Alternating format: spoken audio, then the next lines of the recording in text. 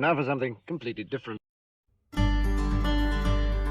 When we bought our house, the master bathroom was not its selling point. It was drab and dated, but functional enough. But it's not often I feel like wasting 300 gallons of water to fill a spa tub. And the tile was dated and looked filthy even when clean. Cracked and worn corian sinks were impossible to clean, as was the plastic shower floor. And that garden tub hid vermin habitat. It had to end.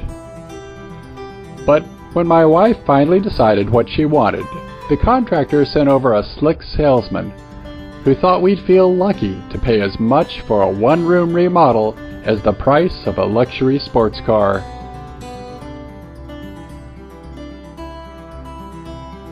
No. Just no.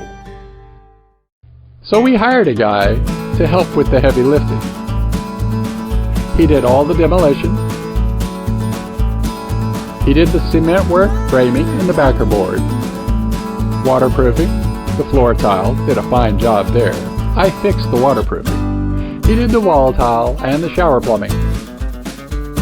And I did everything else. Cut-off valves and sink drains, relocating a plumbing vent, repaired the drywall behind the old vanities, wiring for new fixtures and outlets, rerouting the old sauna wiring behind the ironing station, tripling the ventilation to prevent condensation on the walls, and installing a new roof vent, new PVC paneling and wainscoting, replacing a broken tile,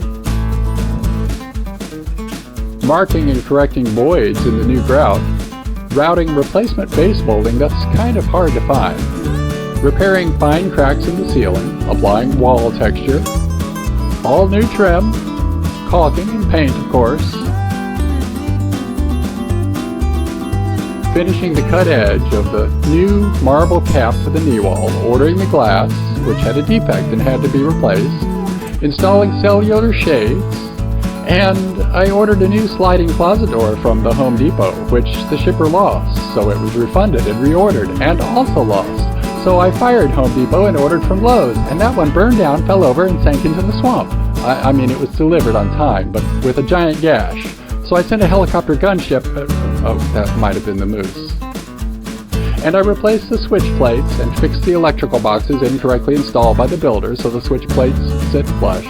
I scrubbed off the grout residue and installed towel bars and shower caddies and robe hooks and door handles and cabinet and drawer pulls and dimmers and timers and the new lights and the new mirrors, and I assembled the vanities and plumbed in the sinks and replumbed them to accommodate better storage and bought baskets and hampers and a nice teak bench.